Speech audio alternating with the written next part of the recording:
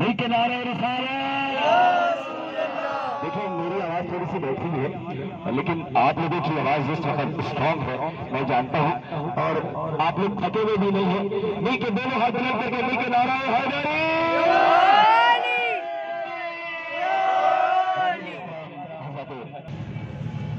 بسم اللہ الرحمن الرحیم۔ الحمد للہ وکفا وسلام علی عباده الذین اصطفى اللہ فی کتابہ الکریم۔ بسم اللہ الرحمن الرحیم۔ فی بیوت اذن اللہ ان ترفع ویذکر فیہا اسمہ یسبح له فیہا بالغدو والآصال۔ محترم برادر محترم حضرت مولانا عباس مہدی ترابی صاحب، معزز حاضرین محترم اور بالخصوص قابل عزت احترام مومنات،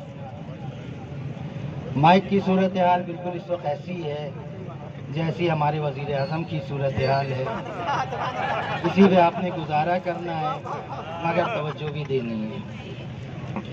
میں آپ کے عزم کو، آپ کے حوصلے کو، آپ کے جذبے کو سلام کرتا ہوں۔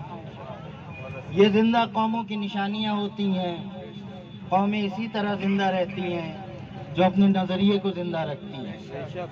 ساری امت، ساری تشیع ایک ملت واحدہ ہے، اور جسد واحد میں کسی ایک جگہ بھی تکلیف ہوتی ہے تو ہر عضو کو اس تکلیف کو محسوس کرتا ہے۔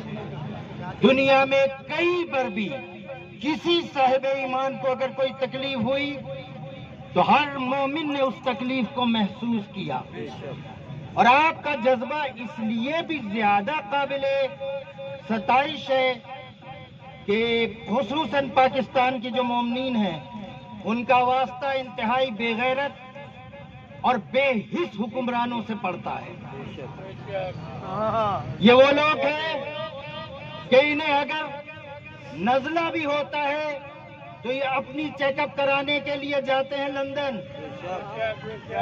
اور خدا کی قسم کہتے ہوئے دل کٹ جاتا ہے۔ منفی درجہ حرارت میں 11 سر بریدہ لاشیں لے کر وہ عورتیں وہاں بیٹھی ہیں، مومنات بیٹھی ہیں، وہ تم ابھی کچھ دنوں ان کے ایمان کا لیول دیکھیے۔ نیوزی لینڈ میں واقعہ ہوا، ایک غیر مسلم عورت وزیر اعظم ایک شہید کے گھر گئی تھی، شہید کے گھر گئی تھی، حالانکہ مجرم فوراً گرفتار کر لیا گیا اور اسے تو مقدمہ چل کے سزا بھی ہو گئی، وہ کیفر کردار پر بھی پہنچ گیا۔ یہ ہمارا نظام نہیں ہے کہ ساری زندگی جیل میں بیٹھ کر اور اپنے گینگ چلاتا ہے اور عدالتیں فیصلہ نہیں دے پاتی ہیں۔ گرفتار بھی ہوا، انجام بھی پہنچ گیا، مگر وہ وزیر اعظم ایک کے گھر گئی ہے گی، ہاتھوں کو جوڑ کر اس نے معافی مانگی ہے، یقین دلایا ہے کہ جو ہوا اس کا بھی تدارک ہوگا اور آئندہ کے لیے بھی کچھ نہیں ہوگا۔ ان کے پاس اتنا بھی ایمان نہیں، ان کا کریکٹر اتنا بھی نہیں جو ایک غیر مسلم عورت کا ہے۔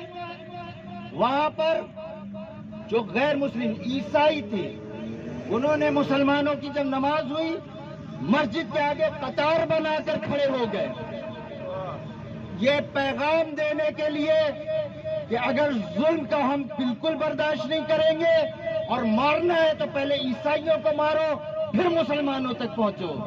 وہ شرم سے ڈوب مرو، تمہارے پاس اتنا بھی جذبہ نہیں، اتنا بھی نہیں، تم وہاں جانے کو تیار نہیں، اور پوچھتے ہیں کہ آپ کو کسی پر شک ہو تو بتائیے۔ یہاں مجرم نامعلوم نہیں ہے، سب پتا ہے۔ نہیں سنی تم نے ویڈیو جو کھڑا ہو کر کے کہاں ملیں گے مجرم؟ کہیں ایسا تو نہیں ہے کہ ہمارے نگہبان جو ہے رہزن بن چکے ہیں؟ کہیں ایسا تو نہیں ہے کہ یہ اداروں کے اندر یہ دہشت گرد جا چکے ہیں گے؟ ہمیں بتاؤ، آپ نہیں کر سکتے؟ سیدھی سی بات ہے، اب ہمیں بتا دو، آپ دہشت گردوں کا مقابلہ نہیں کر سکتے، ہمیں بتا دو، ہمیں قانونی تحفظ دو۔ پارا چنار میں انہوں نے پارا چنار کے مومنین سے اسلحہ لیا، انہوں نے اپنے ریاستی اداروں پر اعتماد کر کے اسلحہ دیا کہ یہ اب ہماری حفاظت کریں گے۔ جب بیچارے نہتے ہو گئے تو چاروں جانب سے طالبان نے حملہ کیا۔ یہ ہوتا ہے ہمارے ساتھ۔ ہمیں بتا دو، اگر آپ نہیں کر سکتے ہمیں قانونی تحفظ دے دو، ہم تمہیں یقین دلاتے ہیں کہ ایک مظلوم کو بھی، ایک بے گناہ کو بھی تکلیف نہیں پہنچائیں گے اور کسی ایک دہشت گرد کو پاکستان میں چھوڑیں گے بھی نہیں۔ اور دیکھو جہاں تک یہ بات ہے نا، موت کی موت سے ڈراتے ہیں، سر کاٹ لیں گے، یہ کر لیں گے، وہ کر لیں گے۔ کسے ڈراتے ہو؟ جس قوم کے بچے حلقے میں کھڑے ہو کر اپنے آپ کو خود زخمی کرنا جانتے ہوں۔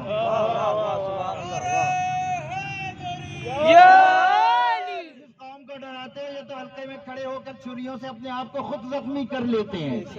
انہیں ڈراتے ہو موت سے؟ موت تو ہمارے لیے، کیونکہ ہم نے سنا ہے کہ جب بندہ مرتا ہے تو علی کی ملاقات ہوتی ہے۔ اگر علی کی ملاقات کی کم از کم قیمتی موت ہے تو یہ بھی بہت سستی ہے۔ اور ہمیں پتہ ہے موت کے بعد ہوتا کیا ہے۔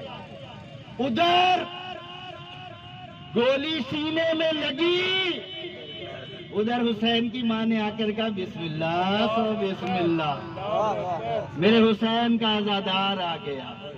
ہمیں موت سے نہ ڈراؤ۔ میثم تمار کی پھانسی سے لے کر کربلا کی ریگزار تک، کربلا کی ریگزار سے لے کر بنو عباس اور بنو امیہ کے عقوبت خانوں تک، اور بنو عباس بنو امیہ کی عقوبت خانوں سے لے کر آج تک قربانیوں کی تاریخ رقم کی ہے۔ ہم نے سر بھی دیے ہیں، دھڑ بھی دیے ہیں، ہم نے مال و متا بھی دیا ہے، لیکن ایک بات یاد رکھنا، شہیدوں کا خون ضائع نہیں جاتا، شہیدوں کا خون رائقہ نہیں جاتا۔ وہ ہمارے شہیدوں کے خون سے یزیدیت نہیں بچ پائی تو یہ عمران کیا بچے گا، یہ حکمران کیا بچیں گے؟ یہی نہیں، معاف کیجئے میں یہ بھی بتا دوں، ہم جب حکمران کہتے ہیں نا تو صرف اس سے مراد یہی حکمران نہیں ہوتے، وہ بھی سارے ہیں جو اقتدار کے لیے لائن میں کھڑے ہیں انتظار میں۔ ہمارے ساتھ کسی نے بھی وفا نہیں کی۔ ہمیں بتاؤ، ہم یہ نہیں کہہ رہے کہ ہمارا تحفظ کرو، ہم بھیک مانگ رہے ہیں، ہمیں صرف یہ بتاؤ ہم پاکستانی ہیں، تسلیم کرتے ہیں یہاں کے ادارے یا نہیں کرتے؟ کتنے خون سے آبیاری کریں گے ہم، کتنے ظلم سہیں گے، کتنے تعصبات کا سامنا کریں گے؟ اب ایسا نہیں ہوگا، اب ایسا نہیں ہوگا۔ عمران تمہیں بلا رہے ہیں، دعا کرو کہ صرف بلانے تک مطالبہ رہ جائے، نہیں آئے تو پھر تمہیں ہٹانے کا مطالبہ شروع کریں گے، اور ہمارے آگے یزید نہیں ٹک سکا۔ ہم نے وہ دور دیکھا ہے کہ جب متوکل باللہ کھانا کھاتا تھا نا، کھانا کھاتا تھا، ہم نے تاریخیں رقم کی ہیں۔ متوکل باللہ جب کھانا کھاتا تھا، اس کا طریقہ تھا، وہ کہتا تھا میرا کھانا ہضم نہیں ہوتا جب تک کسی سادات کو ذبح ہوتے نہ دیکھوں۔ ادھر کھانا کھاتا تھا، سامنے سادات ذبح ہوتے تھے۔ ہم نے وہ حکمران دیکھی ہیں، ہارون الرشید۔ آپ کو معلوم ہے لوگوں کو سکے جمع کرنے کا شوق ہوتا ہے، لوگوں کو اسٹیمپ جمع کرنے کا شوق ہوتا ہے، اسے سادات کے سر جمع کرنے کا شوق تھا۔ ایک کمرہ تھا، وہ اس کی چابی صرف اس کے پاس ہوتی تھی، اور جب وہ مرا ہے اور اس کمرے کو کھولا گیا ہے تو قطار کے ساتھ سادات کے سر رکھے ہوئے۔ وہ ہم ان سے نہیں ڈرے، ہم ان سے نہیں دبے۔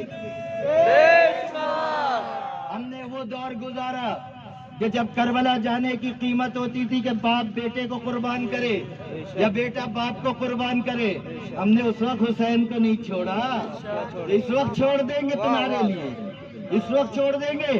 اور ایک بات بتا دیں، بس یہ ایک بات ہے کیونکہ مجھے آگے بھی جانا ہے، ایک بات اور سن لو۔ پہلی بات یہ کہ یہ مقدمات، یہ FIR کے ذریعے آپ ہمیں انڈر پریشر کر کے ہمارے عقیدوں پر کمپرومائز ہم سے نہیں کروا سکتے. جنہیں ہم نہیں مانتے نہ مانتے، اور 1400 سال سے نہیں مانا، اب کیوں مانیں گے ہم مانتے ہیں صرف زہرا کے گھر کو. جو زہرا کے گھر کو مانتے ہیں اور جو اس در کا وفادار ہو جائے وہ ہمارا سردار ہو جاتا ہے. اس کے علاوہ ہم کمپرومائز ہم نہیں کر سکتے.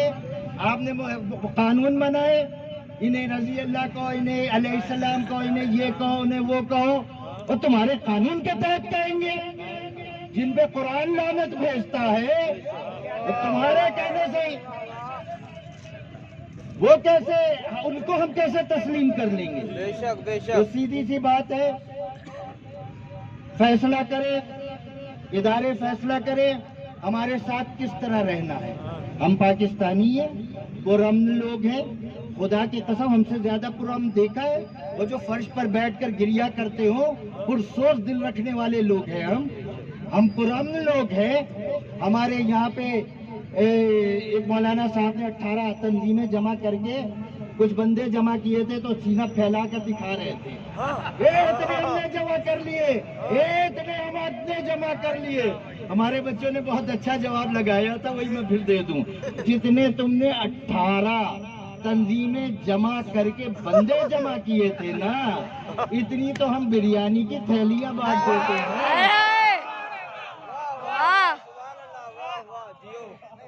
حکومت بتائے، ادارے بتائیں، یہ بھی بتائیں ہمارے ساتھ کسی نے بھی اچھا نہیں کیا. جو آج اپوزیشن یہ آج کہتا ہے ہم نہیں جائیں گے، 2003 میں تو یہ پہنچا تھا. اس کا مطلب ہے کہ ہمارے ووٹ لینے کے لیے تم ہمارے ساتھ چال چلتے ہو. جب اپوزیشن میں ہوتے ہو تو آ کر ہمارے پاس بیٹھتے ہو، اور جب اپوزیشن سے باہر نکلتے ہو، اقتدار میں آتے ہو، تو تمہیں اپنی پالیسیاں اور SOP سوچتے ہیں. ہم تو تمہیں سمجھا رہے ہیں، ہمارے ساتھ چلو. ہم پرامن لوگ ہیں. ہزاروں کا مجمع ایک جگہ بیٹھتا ہے.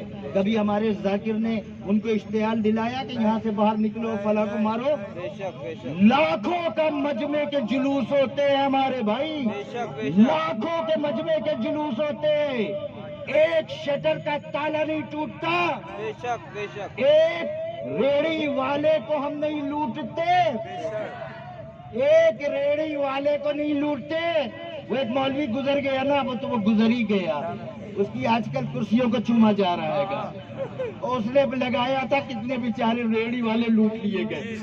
ایک ریڑھی والے کو نہیں لوٹتے. کیا وجہ ہے؟ مجمع کبھی قابو میں ہوتا ہے، جب باہر نکل گیا کوئی لیڈر نہیں ہوتا. مجمع میں سب اپنے لیڈر ہوتے ہیں. ہمارے بچے کیوں نہیں لوٹتے؟ اس لیے کہ ہمارے بچوں کو بچپن سے تعلیم دی جاتی ہے کہ جو غاصب ہوتا ہے وہ بھی لعنت اللہ ہوتا ہے. ہم تو غاصبوں میں لعنت کرنے کے عادی ہیں. ہم کسی کا مال کیوں غاصب کریں گے؟ مگر یاد رکھو، صبر کو آزماؤ نہیں. آخر میں فیض احمد فیض کا ایک شعر سنا کر جاؤں گا. فیض کہتے ہیں، جو ظلم پر لعنت نہ کرے آپ نہیں ہے. جو ظلم پر لعنت نہ کرے آپ نہیں ہے. جو جبر کا منکر نہیں وہ منکر دین ہے.